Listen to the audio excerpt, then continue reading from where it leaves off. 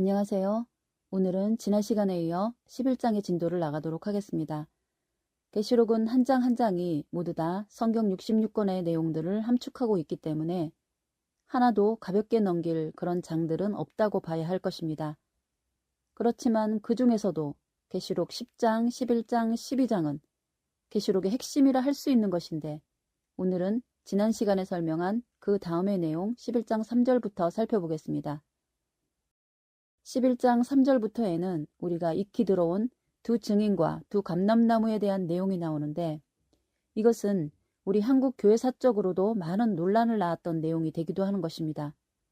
왜냐하면 두 감람나무로 사칭한 사람들에 의해 우리 한국 종교계뿐 아니라 사회적으로도 적지 않은 파장을 낳아 거의 모르는 국민이 없을 정도로 큰 이슈가 된 적이 있었기 때문인 것입니다.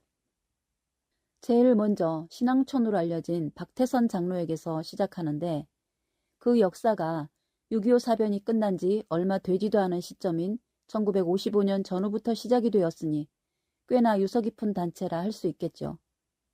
그리고 그 박태선 신앙촌에서 자라서 또 다른 감람나무라고 자처한 신천지 이만이라는 사람이 있는데 그야말로 감람나무가 감람나무를 낳은 꼴이니 참 재미있는 현상이 아닌가 싶습니다. 그 사람은 90세가 넘은 고령임에도 지금까지도 현재 진행형으로 활동하고 있으니 그야말로 살아있는 역사라 할 만한 인물들인 셈입니다. 특히 신천지는 코로나19 전국이 시작할 무렵 때부터 엄청난 사회적 파장을 일으키며 세상의 수면 위로 올라오게 된 케이스인 것이죠. 사실 이런 사회적인 파장을 겪다가 보니 우리 한국 사회나 종교계는 계시록에 대한 극단적인 혐오감을 가지고 있는 실정이라 그 부작용이 만만치 않다고 봐야 하겠습니다. 자, 어쨌든 현실은 현실인 거고 말씀은 말씀인 거니까 옥석을 잘 구분하는 지혜가 그 어느 때보다 중요하다 하겠습니다. 자, 그렇다면 두 증인이라고도 하고 두 감람나무라고도 하고 또 두 촛대라고도 하는 이것의 실체는 무엇일까요? 3절, 4절을 다시 보시면 이렇게 표현을 하고 있습니다. 내가 나의 두 증인에게 권세를 주리니 저희가 굵은 베옷을 입고 1260일을 예언하리라. 이는 이 땅에 주 앞에 섰는 두 감람나무와 두 촛대니 그러면서 그 뒤에는 엄청난 능력과 표적을 보이며 활동하게 될 것이라고 기록하고 있는 것입니다. 과연 이 두 증인, 두 감람나무, 두 촛대라는 존재는 어떤 존재들일까요? 우선은 이 세 단어를 잘 기억해야 하겠습니다. 선입견이나 편견을 잠시 뒤로 하고 성경 자체가 말하고 있는 팩트를 중심으로 좀 살펴보도록 하겠습니다. 먼저는 현재 기독교 세계에서는 이 두 증인에 대해 논란이 분분한 상태인데 문제의 핵심은 이 두 증인을 우리 시대에 출현할 선지자 같은 사람으로 볼 것인지 아니면 그냥 상징적인 존재로만 볼 건지 이 큰 두 갈래의 갈림길이 있는 것입니다. 두 증인을 단순히 상징적 의미로만 보는 입장에는 두 증인은 신구약 성경을 의미한다든지 아니면 신약교회, 구약교회를 상징한다든지 그도 아니면 모세와 엘리야 같은 선지자를 의미한다든지 하는 그런 견해들이 있는 것입니다. 그런데 두 증인에 대해 같은 장인 11장 10절을 보시면 이 두 증인을 일컬어 두 선지자라고 명확하게 표현을 하고 있는 것에 주목을 해야 하는 것입니다. 그리고 두 증인을 두 촛대라고도 했으니 이는 또 일곱 금촛대 교회와 같은 선상에서 본다면 두 촛대도 역시 교회로 생각을 해야 한다면 이 두 증인을 허공에 붕 뜬 형체 없는 상징으로만 생각할 수는 없는 것인 겁니다. 왜 계시록 시대에는 선지자가 출현하면 안 되는 걸까요? 아모스 3장 7절에서도 하나님께서는 어떤 비밀스러운 일을 하시더라도 일을 행하시기 전에는 반드시 선지자를 통하여 알려주고 행하신다고 하지 않았습니까? 그러니 더더욱 예수님의 재림에 대한 일이요. 세상의 종말을 알리고 구원 역사를 마무리하려는 이 중차대한 일을 어찌 선지자들을 통해 알려주지 않고 행하시겠습니까? 그러나 현 기독교계의 목사님들 입장에서는 자기 자신들 밥줄이 걸린 일이다 보니 자신들의 존폐를 좌우할 어떤 다른 존재가 출현한다는 것을 절대 받아들일 수 없는 것입니다. 그러니 어떻게 해서든 말을 비틀어 자신들에게 유리한 여건을 만들려고 조작질을 할 수밖에 없는 것임을 성도 여러분들이 알고 계셔야 하는 것입니다. 정치나 사회에만 진실을 왜곡하는 일이 있는 것이 아니고 알고 보면 종교계가 더 조작, 왜곡하는 일이 더 많다는 사실을 알아야 하는 것입니다. 그러나 아무런 편견이 없이 이 본문을 본다면 이 두 증인을 하나님께서 마지막 때를 위해 보낸 선지자로 보는 것을 거부할 이유는 없는 것입니다. 사실 알고 보면 계시록에서 나타나리라고 예언된 선지자는 두 증인만 있는 것은 아닙니다. 앞부분에서 강조를 하지는 않았지만 1장에서 소개하는 7 금촛대의 사자인 7 별들도 하나의 마지막 시대를 위해 보낸 선지자적인 입장으로 이해를 해야 할 것이고 계시록 12장에서 소개되는 남자아이 또한 선지자라는 입장으로 봐야 하는 것입니다. 그러나 오늘날은 앞서 말한 이유들로 구약시대의 잔재 같은 그런 선지자의 존재를 용납하지도 용납할 수도 없는 처지이기 때문에 철저히 감추고 지우려고 하는 것입니다. 계시록에는 이처럼 하나님께서 쓰시려고 보내는 선지자들도 있지만 사단 마귀들도 하나님의 역사를 방해하기 위해 예수님 때의 서기관과 바리새인들처럼 사단의 앞잡이 같은 거짓 선지자들을 내세우기도 하는데 그런 존재들이 바로 이세벨과 발람 같은 존재들, 그리고 8장 9장에서 소개하는 쑥이라는 별이나 황충과 정갈 같은 존재들, 그리고 계시록 12장에서 나타나는 7모리 10뿔 용이나 짐승 같은 존재들이 그런 것들입니다. 계시록은 그야말로 창세기에 에덴 동산에서 시작한 악연이 뱀의 후손과 여자의 후손으로 대를 이은 전쟁을 하다가 이제 그 최후의 결전을 앞두고 하나님의 사자들과 사단의 쫄개들이 마지막 총력전을 펼치는 그런 내용으로 이루어져 있는 것인 겁니다. 이 전쟁을 일컬어 소위 말하는 아마겟돈 전쟁이라고 부르는 것인데 현 기독교 세계에서는 이마저도 인간적인 3차 대전이니 핵전쟁이니 하는 그런 말들로 현혹을 시키고 있는 겁니다. 다시 말씀드리자면 아마겟돈 전쟁은 나라와 나라 간의 육적 전쟁이 아닌 것입니다. 그런 이야기는 또 다음에 자세히 나누기로 하고 넘어가야 하겠습니다. 자, 일단 두 증인에 대한 기본적인 입장을 두 증인은 선지자다라는 키워드로 정리하는 걸로 하고 다음 내용을 살펴보겠습니다. 그 다음은 두 증인이 굵은 베옷을 입고 1260일을 예언한다고 하는데 일단 굵은 베옷을 입었다는 것은 구약 성경에서도 회개를 하거나 죽은 사람을 애도할 때 입는 옷인데 다행히도 이것은 우리나라의 풍습과도 상당히 닮은 점이 있어 이해하기가 한결 수월할 것 같습니다. 그러면 두 증인은 왜 굵은 베옷을 입었을까요?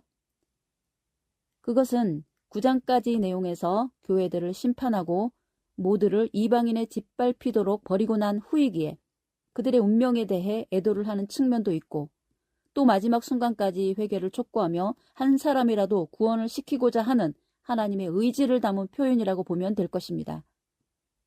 그리고 1260일을 예언한다고 하는 기간의 문제는 앞서 박마당이 42달 동안 짓밟히도록 버려둔다고 했는데 그 42달을 한 달을 30일로 계산하면 두 증인이 예언하는 기간인 1260일과 동일한 기간이 되는 것입니다. 그러니 그 짓밟히는 기간 동안 그 7 금촛대 교회와 세상의 모든 교회들에게 회개를 촉구하며 재림을 맞을 준비를 하도록 말씀을 증거한다는 의미를 가지고 있는 것입니다. 과연 이 기간이 실제 기간인지 아니면 이 또한 단순히 상징적인 건지는 다음 기회에 밝히는 걸로 하겠습니다. 다음은 두 감람나무에 대한 의미를 살펴보도록 하겠습니다. 두 증인을 지칭하기를 두 감람나무요, 두 촛대라고 소개를 하고 있는데 우선 감람나무라고 소개한 이유를 먼저 살펴보겠습니다. 이것을 이해하기 위해서는 예수님께서 요한복음 15장 1절에서 예수님 자신을 참 포도나무로 비유하신 것을 먼저 염두에 두시는 것이 좋을 것 같습니다.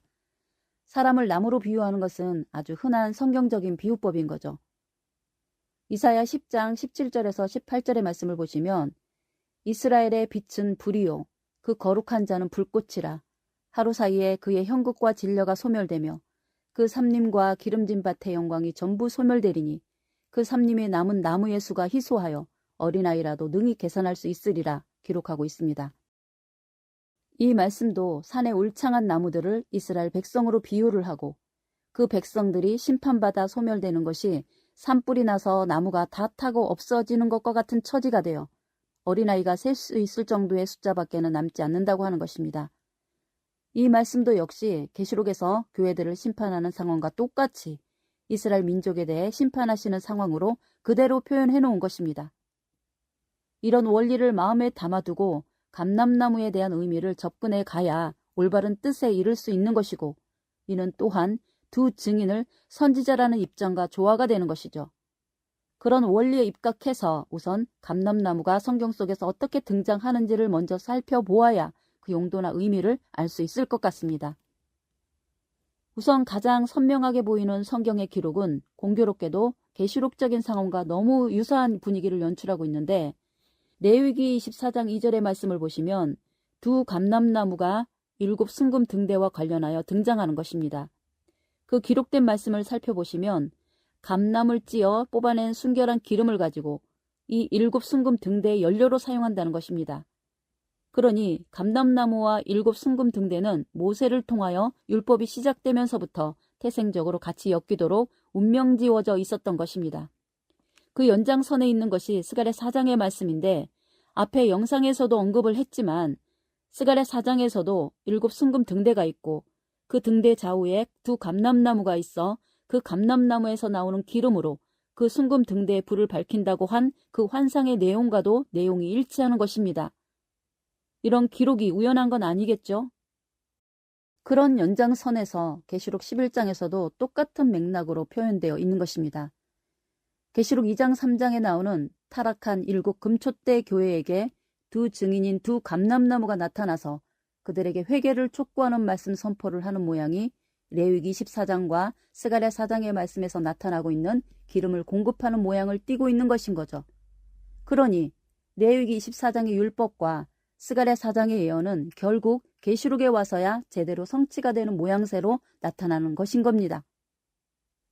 이런 흐름 속에서 보시면 구약의 율법에 담긴 성막이나 절기 같은 규범들이 단지 사람들의 행위를 통제하는 도덕적인 기능에 국한되거나 또는 하나님께 제사를 드리는 종교적 규범만을 담고 있는 것이 아니라는 것입니다. 그야말로 히브리서 10장 1절의 말씀대로 율법은 장차 오는 좋은 일의 모형과 그림자라는 말씀이 더욱더 분명하게 다가오는 것입니다. 다시 말하자면 율법 그 자체에는 장래일을 알리는 예언의 기능이 암호처럼 감추어져 있었다는 것입니다. 이런 기능을 모르고 율법을 단순히 율법으로만 생각하는 것은 서기관과 바리새인들이 본 성경관과 다를 바가 없는 것인 겁니다. 그래서 성경 66권 속에 담긴 모든 예언들은 최종적으로 요한계시록에서 귀결되는 것임을 다시금 인식하시고 성경을 보는 안목이 열리기를 바랍니다. 이런 성경을 보는 관점은 일반적인 신학적 입장에서는 잘 들어보지 않던 말씀인지라 거부감이 들 수 있겠지만, 그것은 우리의 신학계 자체가 이미 인본주의와 자유주의에 물든 타락의 길에 빠져 있기 때문인 겁니다. 교회의 타락은 도덕적 윤리적 타락에 앞서 말씀 자체를 왜곡시키는 데서 출발한다는 기본적인 사실을 다시 한번 강조드리면서 다음으로 넘어가겠습니다. 자, 다음은 그 두 증인을 두 촛대라고 소개한 것에 대해 살펴보도록 하겠습니다. 먼저 촛대라는 말에 대해 먼저 살펴봐야 하겠습니다. 앞서 계시록 1장에서 7 금촛대를 이야기한 데서는 촛대가 어떤 의미였나요? 네, 촛대는 교회를 의미한다고 했습니다. 그러면 두 증인을 두 촛대라고 했고 또 10절에서는 두 선지자라고도 소개를 하고 있으니 이 두 선지자는 단지 예레미야나 이사야처럼 혼자서 말씀만 선포하러 다니는 것이 아니라 교회라는 조직을 만들어 예언의 사명을 수행한다는 말이 되는 것인 거죠. 그러면 혼자서 예언을 하는 것보다는 교회라는 조직이 동원이 된다면 훨씬 효율적으로 말씀을 전파할 수 있겠죠. 이 두 증인에 대해 CBS 성서학당의 대표 강사인 삼일교회 송태근 목사는 두 증인은 특정한 사람으로 나타나는 사람이 아니라 모두 기독교인들 전체가 두 증인의 사명을 가지고 살아야 한다는 식으로 강의를 하고 있습니다. 말씀드린 것처럼 목사님들은 절대 자기들의 권위에 손상이 가는 별다른 선지자의 존재를 인정할 수가 없기 때문에 이렇게 두리뭉실한 입장을 내놓을 수밖에 없는 것이라 했습니다. 그러나 객관적으로 본문의 전후관계를 조금만 주의 깊게 살펴보면 그런 해석들이 얼마나 무책임한 해석인지를, 아니 무책임하다기보다는 완전 악의적인 조작을 하고 있는 것인지를 알아차릴 수가 있을 것입니다. 그러니 옛날에 서기관과 바리새인들이 예수님을 인정할 수 없었던 것처럼 오늘날은 두 증인뿐 아니라 앞에서 소개한 7 금촛대 교회나 12장의 남자아이 같은 경우도 절대 용납할 수가 없는 것인 겁니다. 과연 하나님께서 나타내시려는 진정한 뜻은 무엇일까요? 하나님은 왜 굳이 이런 복잡한 이야기들을 우리들에게 이렇게 책으로 남겨서 골치 아프게 하실까요? 괜히 작가로서의 상상력이 얼마나 뛰어나신지 과시라도 하시려는 걸까요? 그런 게 아니라면 무언가 우리가 유념해서 알아야 할 비밀들을 사단 마귀를 따돌리고 우리에게 은밀하게 전하려는 것은 아닐까요? 계시록은 그렇게 한가한 책이 아니라는 것을 여러분들이 좀 느끼셨으면 좋겠습니다. 자, 그러면 다음으로 넘어가서 7 금촛대도 교회이고 두 증인의 두 촛대도 교회라면 이 두 교회들은 어떤 차이가 있을까요? 또 그것이 의미하는 바는 무엇일까요? 그러면 7 금촛대 교회의 성격과 두 증인의 두 촛대 교회는 같은 교회라는 형식을 갖추고 있지만 그 신앙적인 형태나 사명에 있어서는 입장이나 차원이 서로 완전히 다른 처지가 되지 않겠습니까? 예를 들면 이것을 예수님 시대로 비유를 해보면 구약 시대에 속하여 심판받아 사라져가야 하는 서기관과 바리새인들의 교회와 그들을 심판하고 척결해야 하는 입장에서 새롭게 떠오르는 예수님의 교회를 상정해서 비교를 해보시면 도움이 될 수 있지 않을까요? 지금 7 금촛대 교회와 두 증인의 교회는 그런 정도의 입장 차이라고 보시면 될 것 같습니다. 그렇다고 두 증인의 교회가 예수님과 같은 격의 교회라는 말은 아닙니다. 이런 말씀을 드리는 이유는 서두에서 말씀드린 두 감람나무라고 자처하는 신천지 이만희는 자기가 두 증인이면서 동시에 자기가 예수님격의 사명자라고 하니 혹 신천지 교인들이 이 영상을 볼 수 있을 것 같아 이 말씀을 드리는 것입니다. 왜냐하면 두 증인은 결코 예수님의 위치에 설 수 있는 그런 존재가 아닌 것이 11장 4절에서 두 증인은 이 땅에 주 앞에 섰는 존재라고 했기 때문에 결코 주님이신 예수님 자체는 될 수가 없는 것입니다. 스가랴 4장 14절에서도 두 감람나무를 소개하기를 온 세상에 주님을 모시고 섰는 기름 발리운 자 둘이라고 했던 것이고요. 기름 발리운다는 것도 왕이나 제사장이나 선지자에게 부어지는 것 아닙니까? 어쨌든 두 증인의 교회와 7 금촛대 교회는 근본적인 역할의 차이가 있다는 것이고 7 금촛대 교회는 말세를 위해 선택되어 쓰임받다가 타락하여 버림받고 심판을 받아야 하는 방마당의 교회인 것이고 두 증인의 교회는 방마당을 심판하고 그리고 다가올 재림을 준비시키는 교회의 입장이니까 11장 1절이 말하는 앞마당인 성전과 제단에서 경배하는 자들에 의해 새롭게 출범하는 새로운 교회인 셈인 것입니다. 완전히 공격과 수비적인 관계의 두 종류의 교회가 되는 것입니다. 지금도 세상에는 우리 눈에 보이는 수많은 교회들이 있지만 불신자들이나 성경을 깊이 모르는 신앙인들이 볼 때는 다 같은 교회로 보일 거고 그 교회가 그 교회 같겠지만 내부적으로는 교단도 교리도 완전히 남한과 북한처럼 서로 통용되지 않는 관계에 있는 교회들이 얼마나 많습니까? 그런 것처럼 7 금촛대 교회와 두 증인의 교회는 그렇게 완전 다른 차원의 교회들이라는 것이고 더 중요한 것은 그런 교회들이 지금 우리가 살고 있는 이 수많은 교회들 속 어딘가에 십자가 종탑을 달고 함께 공존하고 있다는 것입니다. 계시록을 공부하는 우리들 입장에서는 이 세상 속에 묻혀있는 수많은 교회들 중에서 어느 교회가 7 금촛대 교회에 속하는 교회인지 어느 교회가 두 증인에 속하는 교회인지 또 어떤 교회들이 이도저도 아닌 어중이 떠중이 교회들인지 구분할 수 있는 지혜를 갖추는 것이 중요할 것입니다. 여러분들이 몸담고 있는 교회는 어느 입장의 교회인가요? 아니면 우리는 골치 아프게 그런 거 저런 거 다 필요 없고 그냥 예수님만 믿으면 된다는 주장을 하시며 고개를 절레절레 흔드시겠습니까? 그런 골치 아픈 씨름까지 하면서 신앙생활 하고 싶지 않다고 하시겠지만 여러분들이 원하시든 원치 않으시든 결국은 이 세 종류의 교회 속에 속해 있는 것입니다. 이것은 여러분들의 선택사항이 아닌 것입니다. 그냥 주어져 있었던 것일 뿐인 겁니다. 이제 이 영상을 보시고 선택을 하셔야 하는 것입니다. 종말적 현상들이 온 지구촌에 가득하고 자고 일어나면 또 새로운 재난급 사건 사고들이 말세가 되었다는 것을 숨이 차도록 알리고 있는데도 이 모든 것을 외면하고 현실이 안주하며 살아간다면 결단코 일곱째 나팔의 소리는 들을 수 없는 사람이 될 것입니다. 이렇게 말씀을 드려도 계시록은 몰라도 구원받는데 지장이 없다고 생각하신다면 그 이상 무슨 말씀을 더 드리겠습니까? 어쨌든 성경이 이렇게 기록되어 있고 그 책이 우리 손에 있는 한은 나중에 하나님 앞에서 이 말씀대로 심판을 할 때는 변명의 여지가 없을 것이니까 그런 사태가 닥치기 전에 아는 길도 물어간다는 심정으로 살피고 또 살펴서 참 진리를 찾으셔야만 하는 것입니다.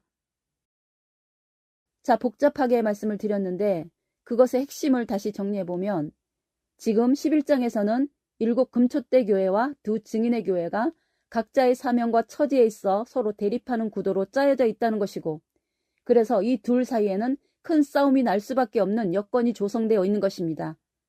풀어서 설명을 하려니까 너무너무 복잡한 것 같은데 결론만 말하니까 아주 간단하죠. 원래가 그런 것입니다. 알면 간단한데 모르면 절대 알 수 없는 문제들인 거죠. 어쨌든 그런 갈등 구조 속에서 아니나 다를까 11장 7절 이후에는 이 두 교회들 사이에서 아주 한바탕 피 튀기는 혈전이 진행되는 것을 볼 수 있는 것입니다. 이는 마치 모세가 애굽의 바로왕과의 대립관계 속에서 이스라엘 백성들을 차지하기 위해 한바탕 엄청난 난전을 벌이는 것과 같은 일이고 그리고 또 북이스라엘의 아합 왕과 그 왕후인 이세벨의 시대에 엘리야와 바알의 선지자들 사이에도 한판 대결이 진행된 것과 같은 맥락인 것입니다. 그때도 하늘을 닫아 3년 6개월 동안 비 오지 못하게 했고 하늘에서 불이 떨어져 재물을 태우고 바알 선지자들을 심판하고 그러지 않았습니까? 그래서 계시록 11장 5절에서 두 증인이 행하는 표적들을 보면 입에서 불이 나와 원수들을 소멸한다 그러고 권세를 받아 예언하는 날 동안 비 오지 못하게 한다 그러고 물을 변하여 피되게 한다 그러고 여러 가지 재앙으로 땅을 친다 그러고 그러는 것이 마치 엘리야나 모세가 싸우면서 행했던 그런 기적과 표적을 그대로 행한다는 겁니다. 그런 격렬한 영적 전쟁이 두 증인의 교회와 7 금초대 교회 사이에 일어나고 있지만 세상에 어느 누가 이런 전쟁이 세상 한쪽 구석에서 진행되고 있는지를 알 수 있겠습니까? 이 전쟁은 영적인 것이기도 하고 또 그 주체가 7 금초대와 두 증인 교회 간에 어찌 보면 아주 작은 규모의 전쟁이기 때문에 말세의 전쟁은 세계적인 전쟁이고 세계적인 환란이라고 세뇌되어 있는 교회들에게는 절대로 이런 계시록의 실체를 알아차릴 수가 없는 것입니다. 이것은 마치 서기관과 바리새인들이 자기들의 방식으로 성경을 이해하고 있었기에 구약의 예언대로 예수님께서 오시고 구약의 예언대로 사역을 하다 십자가에 죽으셨지만 그들은 애초에 성경을 보는 시각이 달라 있었기 때문에 그 예수님을 절대 알아차릴 수가 없었던 것과 같은 이치인 것입니다. 다시 그들의 전쟁의 이야기로 돌아가면 11장 7절을 보니까 그 전쟁에서는 아주 충격적인 이야기가 기록되어 있는데 잘 살펴보시기 바랍니다. 양측의 전쟁 상황이 난전에 이르게 되니까 7 금초대 교회를 지원하기 위해 지원병들이 개입을 하는데 그 지원병들이 어디서 나오는가 보니 무적행에서 나오는 짐승들이라는 겁니다. 기괴한 일이 아닙니까? 무적행은 계시록 9장에서도 7교회와 세상의 교회들을 심판하기 위해 동원된 무적행의 사자들로 황충과 정갈이 나타났었는데 그리고 계시록 20장에서는 마귀 사단들이 영원히 처박혀야 할 감옥으로 무적행을 소개하고 있는데 지금 여기서는 방마당이 된 교회들이 두 증인을 죽이기 위해 무적행의 짐승들과 손을 잡고 협공을 하는 모양을 띠고 있으니 이게 웬 말입니까? 그야말로 자기들의 이권을 위해서는 악마와도 손을 잡는 그런 형국인 것입니다. 서기관과 바리새인들이 예수님을 죽이기 위해 헤롯과 빌라도를 이용하는 것처럼 말이죠. 오늘날의 목사들은 교회 부흥이라는 목적을 위해서 나아가 자신의 기득권을 지키기 위해서는 어떤 사람과도 결탁하며 자기의 영혼을 팔고 있는 사람들인 것입니다. 그러니 계시록의 지금 상황에서도 교회들이 자기들의 정적을 제거하기 위해서 그것도 하나님께서 보내서 자기들을 살리려고 보낸 두 증인을 제거하기 위해 무적행 사자들일지라도 마다하지 않고 사단 마귀의 용병들을 끌어들여 자기들의 목적을 달성하려는 이 놀라운 광경을 잘 보시고 오늘의 종교계가 어디로 흘러가고 있는지를 자각하시기를 바라겠습니다. 어쨌든 전쟁은 벌어지고 있고 무적행에서 올라온 짐승들이 용병으로 출두해서는 결국 두 증인을 죽이고 승리를 함으로써 두 증인은 완전 KO패를 당하게 되는 것입니다. 짧은 영상이라 이런 정도밖에는 설명이 안 되는 점을 양해해 주시기를 바라겠습니다. 그런데 그 전쟁터를 설명하기를 영적으로 하면 소돔이라고도 하고 애굽이라고도 하고 예수님을 십자가에 못 박아 죽인 곳이기도 하다는 것입니다. 예수님께서 십자가에 달려 죽으신 곳이 어디입니까? 네, 그곳은 다름 아닌 예루살렘이지 않습니까? 그런 예루살렘이나 소돔 고모라나 애굽이나 다 같은 곳이 돼버렸다는 것이고 또 두 증인이 죽은 곳 역시 영적으로 보면 같은 장소라고 하는 겁니다. 서기관과 바리새인들은 자기들이 유일한 하나님의 선민이라고 믿었겠지만 미안하게도 하나님께서 보실 때는 그 예루살렘이 다름 아닌 소돔 고모라와 진배 없는 곳이라고 하니 어쩌겠습니까? 더 황당한 것은 그런 평가가 오늘날 이 시대의 교회를 놓고도 동일한 평가를 내리고 있는 것이 바로 방마당의 교회들이 그들의 회개를 촉구하도록 보낸 두 증인을 몰라보고 죽였으니 그들이 바로 소돔 고모라 그 자체라는 것이 증명이 된 셈이 아닙니까? 심지어 그런 교회들이 무적행의 조직과 한패가 되어 있다는 것인데 이 말씀을 어떻게 보실 겁니까? 만약에 여러분들 앞에 두 증인이 나타나 예언의 말씀을 선포한다면 여러분들은 그 선포의 말씀을 받아들이겠습니까? 못 받아들이시고 배척한다면 여러분들도 역시나 이들과 같은 무리가 되는 것이겠죠. 책을 먹으면 배에서는 쓰게 된다고 하신 말씀처럼 두 증인이 처한 상황은 참으로 쓰디쓴 독배를 마신 형국이 되어버린 것입니다. 그러니 이제 쓸데없는 소리를 짓거리던 두 증인이 죽었다고 지들끼리 좋다고 축배를 들고 잔치를 벌이느라 3일 반 동안이나 두 증인의 시체도 길거리에 버려둔 채 즐거워하고 있는데 11절을 보시면 널브러져 있던 두 증인에게 다시 생기가 저희 속에 들어가서 일어나더니 하늘로 올라가더라고 하는 것입니다. 죽음 가운데 부활을 했다는 말인데 이게 무슨 말일까요? 공중 휴거를 말하는 걸까요? 7째 나팔이 분 것도 아닌데 무슨 부활이 이루어질까요? 이것은 실제로 육체가 죽은 것이 아니라 1260일간 예언을 해야 할 사명을 제대로 수행할 수 없는 처지로 내몰렸다가 다시 회복을 했다는 뜻인 겁니다. 그러면 두 증인이 다시 일어나서 하늘로 올라갔다고 했는데 그 하늘은 어느 하늘을 말하는 걸까요? 이것이 공중휴거를 이야기하는 겁니까? 요한계시록에서 공중휴거를 연상할 만한 사건은 이 두 증인의 사건밖에 없는데 이 말씀으로 모든 신앙인들의 휴거를 설명할 수 있을까요? 다음 설명을 잘 들어보시면 충분히 이해가 되리라 믿는 것입니다. 계시록에서는 하늘이라는 표현도 여러 가지의 하늘을 소개하고 있는데 첫째는 계시록 4장에 천국 성전이 있는 곳, 즉 하나님과 천사들이 계시는 곳을 하늘이라 하기도 하고 둘째는 계시록 13장 6절의 말씀처럼 하나님의 성전을 두고 하늘이라고도 하는 것입니다. 거기에 보시면 곧 12장에서 등장할 7머리 10뿔 짐승이 나오는데 그 짐승들이 하나님의 성전, 곧 하늘에 거하는 자들을 42달 동안 짓밟는다고 하는 것입니다. 여기서의 하늘은 하나님의 성전 또는 교회를 하늘이라고 하는 것입니다. 사실 마태복음 13장에는 천국에 대해 7가지로 소개를 하고 있는데 거기서 말하는 천국, 곧 하늘나라는 죽어서 가는 저 천국을 말하는 것이 아니라 예수님께서 계시는 교회를 천국, 곧 하늘나라라고 표현을 한 것입니다. 이런 것까지 다 설명하려면 너무 길어지니까 이 정도로 하고 그러면 두 증인이 죽었다가 다시 일어나 올라간 하늘은 어디일까요? 그곳은 바로 두 증인의 촛대교회, 곧 앞마당에 해당하는 두 촛대교회인 겁니다. 11장 1절에서 성전과 제단에서 경배하고 있던 그 무리들과 함께 시작한 교회가 있었던 거죠. 각 성읍을 돌아다니며 1260일간의 예언기간을 마치고 무적행에서 나온 짐승과의 혈전을 치르며 한 차례 죽을 고생을 하고는 본래 자기 사역지인 두 촛대교회로 복귀를 한 것입니다. 자, 이렇게 두 증인이 다시 자기의 본 사명의 위치, 곧 두 증인이 세운 앞마당의 촛대교회로 복귀하면서 7 금촛대교회가 못다한 마지막 재림을 위한 역사를 마무리를 하려고 하는 것입니다. 이렇게 해서 드디어 제2막의 역사를 두 증인이 본격적으로 열어가는 것입니다. 이제부터는 두 감람나무, 두 촛대교회 시대로 개막이 되어 계시록 18장까지 가는 겁니다. 그런데 그 과정에는 앞선 9장까지의 내용보다도 더 험악한 용어들이 넘쳐나는 것이 뭔가 심상치 않은 상황으로 내몰리는 게 아닌가 싶은 불길한 생각이 드는 겁니다.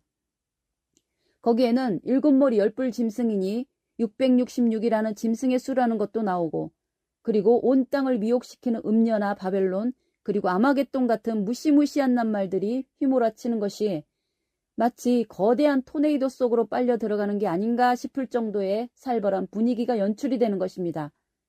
이 두 증인의 교회에서는 도대체 무슨 일이 벌어지는 것일까요?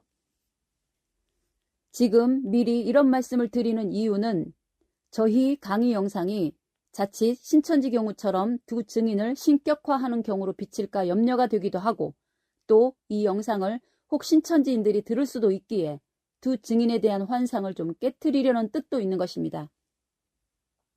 11장만 보면 두 증인은 엄청난 마지막 시대의 선지자같이 표현을 하고 있지만, 그러나 두 증인에 대한 18장까지의 내막을 알게 되신다면 두 증인은 오히려 7 금촛대 교회에 대한 책망과 심판보다도 더 처참한 결과에 이르게 되는 것을 보실 수가 있는 것입니다. 모든 기독교 세계 또한 두 증인에 대해 7년 대환란의 시대에 출현하는 아주 위대한 마지막 시대의 선지자로 이해를 하는 분들이 많으신데, 두 증인은 결코 그런 존재가 아닙니다. 사실 여부는 차차 상세히 밝혀드리겠지만 지금은 이 정도로 맛보기 정도로만 말씀을 드리는 걸로 하는 것을 양해해 주시기 바라겠습니다. 갈수록 더욱 흥미진진해지는 것 같지 않습니까? 저 혼자만 그런 건가요? 어쨌든 계시록의 드라마를 끝까지 진지하게 감상하시면서 이 마지막 시대의 비밀의 퍼즐을 한번 제대로 맞춰보시기를 바라겠습니다. 자, 어쨌든 이렇게 두 증인교회와 7 촛대 교회 사이의 혈투를 마치고 다시 생기를 얻고 일어난 두 증인은 다시 자기 교회로 복귀하여 본격적인 활동을 시작할 차비를 다 끝내고 나니까 14절을 보시니까 이제야 두 번째 화가 지나갔고 아직 화가 하나 더 남아 있다는 겁니다. 두 번째 화라고 한다면 이것은 6째 나팔의 내용이 여기까지 이어왔다는 것인 거죠. 이것은 계시록 8장에서 4개의 나팔을 불고 3개의 나팔을 남겨놓고 날아가는 독수리가 공중을 날아가며 화가 있으리라고 하면서 3번의 화를 예고했지 않습니까? 그래서 9장 12절에서 5째 나팔이 끝나고 첫 번째 화가 지나갔다 그러고, 그리고 6째 나팔을 불고는 11장까지 와서야 비로소 두 번째 화가 지나갔다고 하는 거죠. 그러니까 6째 나팔 내용의 화는 사실상 두 증인의 죽음까지를 포함하는 화라는 것을 알 수가 있는 것입니다. 그리고는 15절에서 비로소 마지막 7번째 나팔을 드디어 불게 되는 것입니다. 이것은 10장에서 설명드린 것과 같이 그렇게 오매불망 기다리고 기다리던 세상 나라가 주님의 나라로 바뀌고, 또 죽은 자들이 부활을 하고 우리 살아남은 자들은 죽지 않을 몸으로 바뀌는 엄청난 축복의 내용을 담은 역사가 펼쳐질 것이라는 것입니다. 그렇기는 하지만 그 축복이 이어지기 위해서는 동시에 3번째 화도 함께 거쳐가야만 한다는 것을 알아야 하겠습니다. 그 3번째 화에 해당하는 것이 18장까지의 내용이고, 진정한 7째 나팔의 축복은 사실상 계시록 19장부터 펼쳐지는 것으로 이해를 해야 하는 것인 겁니다. 12장 이후에 나타나는 7머리 10뿔 짐승의 재난이나 짐승의 수 666과 얽힌 시련들, 그리고 음녀나 바벨론의 심판이나 아마겟돈 전쟁 같은 내용들 모두가 3번째 화로 구성된 패키지인 것이라고 본다면, 이 3번째 화는 앞선 6개 나팔의 재앙들을 다 합친 것보다 더 무섭고 종합적인 재앙이라는 것을 알 수 있는 것인 겁니다. 이런 과정들 속에서 과연 두 증인이라는 선지자는 어떤 역할을 하며 어떤 결말을 맺게 될까를 관전 포인트로 삼고 살펴본다면 더 흥미진진하게 공부를 할 수 있지 않을까 합니다. 그러니 7째 나팔, 곧 마지막 나팔이 불려졌다고 해서 세상 나라가 주의 나라로 바뀐다고 하고 죽은 자들도 부활을 하고 우리 살아남은 자들은 죽지 않을 몸으로 호련히 변화된다고 해놓고는 왜 호련히 순식간에 변하지 않느냐고 항의하는 분들은 없기를 바라겠습니다. 앞서 말한 것처럼 18장까지의 엄청난 재난의 이야기가 끝나고 19장부터 들어가야만 드디어 어린 양 혼인잔치 이야기가 등장하고 20장에서 첫째 부활의 사건이 나타나고 21장에서 새 예루살렘 성이 등장하면서 본격적으로 일곱째 나팔이 소개한 축복의 역사가 나타나는 것입니다. 그렇지만 일찌감치 계시록 11장 15절에서 마지막 나팔이 불린 것은 이 시점은 단지 그 장구한 마지막 구원 역사의 완성을 위한 출발 신호와 같은 입장이기에, 그리고 또 이 시점에서 일곱째 나팔의 축복의 역사를 위한 커다란 씨앗이 하나 심기는 일이 있기도 하기 때문에 이 시점에 일곱째 나팔이 불리는 것이 중요한 의미가 있는 것입니다. 성경이 너무 복잡하십니까? 다 알고 보면 너무나 간단한 건데 모르는 입장에서 하나하나 설명하려니 어렵게 보이는 것입니다. 그래도 헬라어 히브리어보다는 쉽지 않겠습니까? 자신감을 가지시기 바랍니다. 일곱째 나팔의 역사에서 세상 나라가 주와 그리스도의 나라가 되어 세세토록 그가 왕노릇 하시리로다 라고 했는데, 여기서 주님께서 세세토록 왕노릇 하신다는 표현도 보통의 기독교 목사님들의 입장으로는 단순히 오순절 성령 강림 이후 항상 예수님께서 내 안에 왕노릇하고 있다는 식으로 이야기를 하지만, 그런 것이라면 굳이 일곱째 나팔 불 때 선지자들이 전한 복음이 이루어진다는 표현이 왜 필요합니까? 그러면 오순절 성령 강림 사건이 일곱째 나팔의 사건이라는 말입니까? 그러면 예수님께서 말씀하신 나는 부활이요 생명이니 나를 믿으면 죽어도 살고 살아서 나를 믿는 자는 영원히 죽음을 보지 않으리라는 말씀은 대체 언제 어떻게 이루어진다는 말인가요? 오순절에 이루어진 것입니까? 아주 어린애 장난 같은 수준의 말장난을 하고 있는 것입니다. 이런 것이 거짓 복음이고 가라지이고 이세벨과 발람의 교훈이고 쑥물인 것입니다. 어떤 분들은 계시록은 단지 예수 잘 믿으라는 위로의 차원에서 하신 말씀이라고들 합니다만 위로 한번 거창하고 어렵게 하시는군요. 그런 단순한 위로의 말씀을 하시고는 이 말씀에서 하나라도 더하거나 빼면 이 책에 기록된 재앙을 다 쏟아 부어버릴 거라고 엄포를 놓는 것입니까? 죽도록 신앙생활하고 죽도록 성경 공부를 한 것이 오히려 성경을 훼손하고 갈갈이 찢어놓는 방법을 연구한 꼴이 되는 거죠. 오늘날 자유주의 신학이니 비평신학이니 하는 것들이 모두가 그런 식으로 성경 말씀을 난도질하는 연구들인 것입니다. 그런 쓰레기 신학에 대해 논란하는 것은 너무나 시간과 에너지를 낭비하는 일이기에 더 논하진 않겠습니다. 어쨌든 일곱째 나팔 역사의 첫걸음으로 나타나는 일이 19절에서 이렇게 나타납니다. 이에 하늘에 있는 성전이 열리는데 언약궤가 보이고 번개와 음성과 뇌성과 지진과 큰 우박이 있더라 라고 하십니다. 자, 이제 드디어 언약궤가 나타났습니다. 이것은 어떤 의미일까요? 앞서 말씀드린 것처럼 계시록은 1장부터 언약궤를 목적지로 지금껏 복잡한 과정을 밟아왔는데 드디어 이제 언약궤가 보이는 사정거리까지 진입을 했으니 이 얼마나 반가운 일입니까? 여러분들 아주 먼 거리를 여행을 하다가 집으로 돌아오는데 길이 힘들고 지치는데 언제나 집에 도착할까 하며 오매불망 터벅터벅 걸어오는데 저 멀리 우리 동네 근처에 세워진 큰 느티나무가 보인다면 그 얼마나 반갑겠습니까? 계시록의 역사를 성막이라는 지도를 놓고 설명하자면 우리가 긴 여행을 해야 하는데 그 출발지는 애굽이었습니다. 그 애굽을 탈출해서 홍해를 가르고 험난하고 메마른 광야길을 거쳐 겨우겨우 성막 입구에 도착하였습니다. 성막을 막 들어서려는데 맨 먼저 번제단이 기다리고 있습니다. 성전 뜰에 있는 번제단에서 어린 양 예수님을 희생의 제물로 드리고 그 희생 제물과 함께 자기 자신의 죄의 속성을 십자가에 함께 희생을 시켜야 합니다. 그렇게 해서 물두멍으로 나아갑니다. 거기서는 흙먼지 덮어쓴 데다가 양이나 소의 피가 튀긴 얼룩들을 진리의 말씀으로 깨끗이 씻고 마침내 성소로 들어갑니다.